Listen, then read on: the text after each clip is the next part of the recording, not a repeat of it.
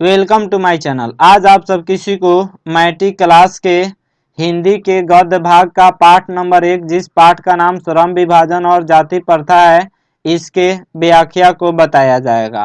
श्रम का मतलब कार्य होता है, विभाजन का मतलब बंटवारा होता है, जाति प्रथा का मतलब जाति होता है। इस पाठ में जाति प्रथा के आधार पर काम के बंटवारा जो होता है उसी के बारे में पढ़ेंगे। इसके लेखक कौन है? तो इसके लेखक भीमराव अंबेडकर हैं। लेखक परिचय को जान लेते हैं। तो भीमराव अंबेडकर का जन्म 14 अप्रैल 1891 ईस्वी में मध्य प्रदेश के महू में हुआ था। उच्च शिक्षा के लिए डॉक्टर भीमराव अंबेडकर जो थे वह उच्च शिक्षा के लिए न्यूयॉर्क जो अमेरिका में स्थित है चले गए और फिर वहां से लंदन गए। कुछ दिनों तक वकालत करने के बाद वह उच्च शिक्षा के लिए यानी किस प्रकार की शिक्षा के लिए न्यूयॉर्क और वहां से लंदन गए, तो उन्होंने वकालत की पढ़ाई पढ़ने के लिए, लॉ की पढ़ाई पढ़ने के लिए, कानून की पढ़ाई पढ़ने के लिए वह अमेरिका और लंदन गए हुए थे। कुछ दिनों तक वकालत करने के बाद वह कुछ दिनों तक जो है वकालत किए और करने के बाद राजनीति में सक्रिय भूमिका निभाते हुए इन्होंने अछूतों, स्त्रियों तथा मजदूरों को मानवीय अधिकार तथा सम्मान मिस इज्जत होता है, इज्जत दिलाने के लिए अथक संघर्ष किया। हमेशा जब तक जिंदा रहे तब तक जो है यह स्त्रियों, अछूतों तथा मजदूरों के अधिकार के लिए लड़ाई लड़ी, संघर्ष किया। और इनका निधन कब हो गया? तो इनका निधन 6 दिसंबर 1956 ईस्वी को हो गया। इनकी प्रमुख रचनाएं क्या क्या हैं? तो डॉक्टर भीमराव अंबेडकर की प्रमुख रचनाएं में से कुछ रचनाएं यहाँ पे लिख दिए हुए हैं जो प्रमुख रचना है। पहला है the caste in India, their mechanism, genesis and development, who are Shudras, Buddha and his Dhamma, annihilation of caste, the untouchables, who are they आदि रचनाएं इन्होंने लिखी हुई हैं। पाठ परिचय को जान लेते हैं। तो पाठ परिचय क्या है?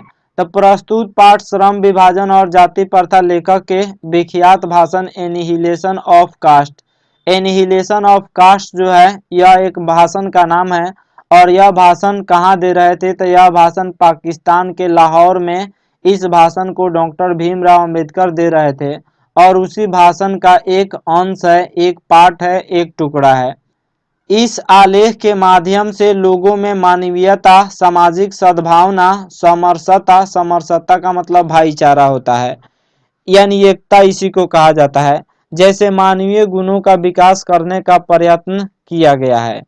शुरू करते हैं पाठ को। तो पाठ का सारांश है, प्रस्तुत पाठ श्रम विभाजन और जाति प्रथा में लेखक ने जातीय आधार पर की जाने वाली असमानता के विरुद्ध अपना विचार प्रकट किया हुआ है। लेखक का कहना है कि आज के परिवेश में भी कुछ लोग जातिवाद के कटु समर्थक हैं। लेखक यह मानते हैं कि आज के इस जमाने में भी, जब वह भाषण दे रहे थे तो उस जमाने की वह बात कर रहे थे, उस दौरान वह बात कर रहे थे कि आज के परिवेश में भी कुछ लोग जातिवाद के कटु समर्थक है। वह जाति को सबसे ऊपर रखते हैं। उनके अनुसार कार्य कुशलता के लिए श्रम विभाजन आवश्यक है। जो जातिवाद के समर्थक है वह कहते हैं कि कार्य का जो बंटवारा होना चाहिए वह जाति के आधार पर होना चाहिए, क्योंकि जाति प्रथा श्रम विभाजन का ही दूसरा रूप है। लेकिन लेखक की आपत्ति है कि जातिवाद श्रम विभाजन के साथ साथ श्रमिक विभाजन का रूप लिए हुए है। अर्थात क्या होता है, समाज में जो है जाति के आधार पर काम को बांट दिया जाता है। जो जिस जाति का होता है वह अपने पूर्वज के कार्य के अनुसार वह भी कार्य करने लगता है। उससे कार्य की जो आज़ादी होता है, जो श्रम की आज़ादी होता है, वह छीन लिया जाता है और उसमें प्रतिभा होते हुए भी वह अपने पूर्वज के किए गए काम के अनुसार वह काम करता है और वह जो है उसका जो टैलेंट होता है उसके अंदर जो प्रतिभा होता है वह जाति के दबाव में पीसकर दब कर रह जाता है। तो लेखक इसके विरुद्ध है। लेखक की आपत्ति है कि जातिवाद श्रम विभाजन के साथ साथ श्रमिक विभाजन का रूप लिए हुए है। श्रम विभाजन किसी भी सभ्य समाज के लिए आवश्यक है, परंतु भारत की जाति प्रथा श्रमिकों का अस्वाभाविक विभाजन करती है और इन विभिन्न वर्गों को एक दूसरे की अपेक्षा ऊंच नीच भी करार देती है। यानी क्या होता है, श्रम विभाजन जो है यह कार्य के आधार पर जाति को बांट देती है, जाति के आधार पर कार्य को बांट देती है। और उसके बाद क्या होता है कि कार्य के अनुसार लोगों के जो कार्य होते हैं उस कार्य के अनुसार समाज में इन लोगों के बीच भेद पैदा किया जाता है, ऊंच नीच की भावना लोग रखते हैं। तो लेखक जो है इसके खिलाफ हैं कि जाति के आधार पर कभी भी कार्य का बंटवारा नहीं होना चाहिए, कभी भी श्रम का बंटवारा नहीं होना चाहिए। नेक्स्ट है, जाति प्रथा को यदि श्रम विभाजन मान भी लिया जाए तो यह स्वाभाविक नहीं है, क्योंकि यह मनुष्य की रुचि पर आधारित नहीं है। इसलिए सक्षम समाज का कर्तव्य है कि वह व्यक्तियों को अपने रुचि या क्षमता के अनुसार पेशा अथवा कार्य चुनने के योग्य बनाए। इस सिद्धांत के विपरीत जाति प्रथा का दूसरी सिद्धांत यह है कि इसे मनुष्य के माता पिता के सामाजिक स्तर के अनुसार पेशा अपनाने के लिए मजबूर होना पड़ता है। क्या होता है कि लेखक कहते हैं कि माता पिता जो कार्य करते हैं उसी कार्य को बेटे को भी थोप दिया जाता है कि तुम भी यही कार्य करो, क्योंकि तुम्हारा यह जाति यही है और हम लोग का जाति यही है कि हम यही कार्य करें। क्या होता है समाज में जो यानी कुछ जातियां ऐसी है जो अपने माता पिता के किए गए कार्य के अनुसार ही वह उस कार्य को पकड़ लेती है और डेली दिनचर्या में उसी कार्य को वे लोग करते हैं। ऐसे बहुत सी जातियां आप लोगों को मिल जाएंगी, आस पास भी मिल जाएंगी, वह जो है वह अपने माता पिता के कार्य के अनुसार ही कार्य करते हैं। तो इसके खिलाफ है। लेखक कहते हैं कि यह जाति प्रथा का दूषित सिद्धांत है और लोगों के अंदर, मनुष्यों के अंदर माता पिता के सामाजिक स्तर के अनुसार पेशा अपनाने के लिए मजबूर होना पड़ता है।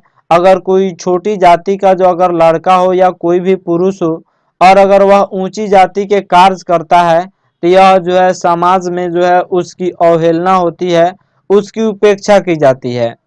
तो इस तरह से हालांकि अब नहीं है, अब जो है आरक्षण आ गया है, तो जिसके चलते जो है सभी दोषों को धीरे धीरे दूर किया जा रहा है और लोग एजुकेटेड हो रहे हैं, लोग शिक्षित हो रहे हैं, तो इसको समझ रहे हैं।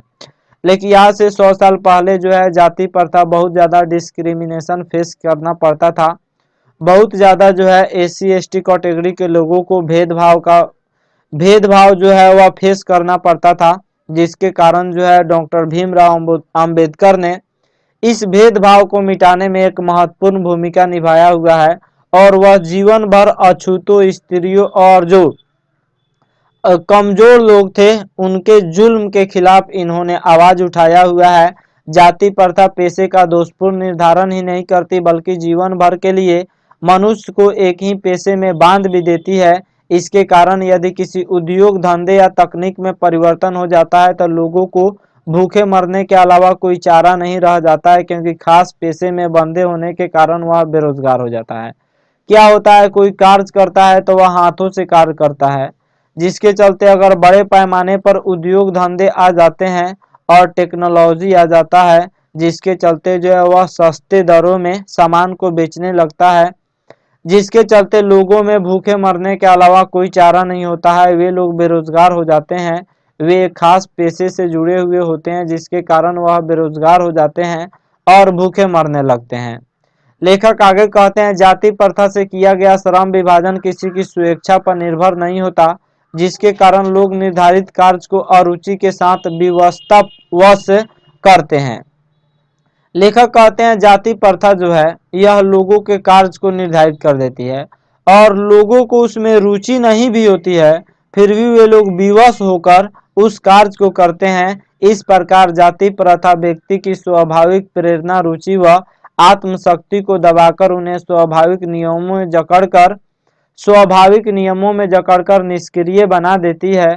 समाज के रचनात्मक पहलू पर विचार करते हुए लेखक कहते हैं कि आदर्श समाज वह है, आइडियल सोसाइटी वह है जिसमें स्वतंत्रता हो, हर किसी को हर काम करने की इजाज़त हो, परमिशन हो, समता हो, बराबर की भावना हो, हर कोई एक दूसरे को बराबर देखे, कोई भी व्यक्ति ऊंच नीच की निगाह से नहीं देखे, भाईचारा हो, भाईचारा को महत्व दिया जाता है।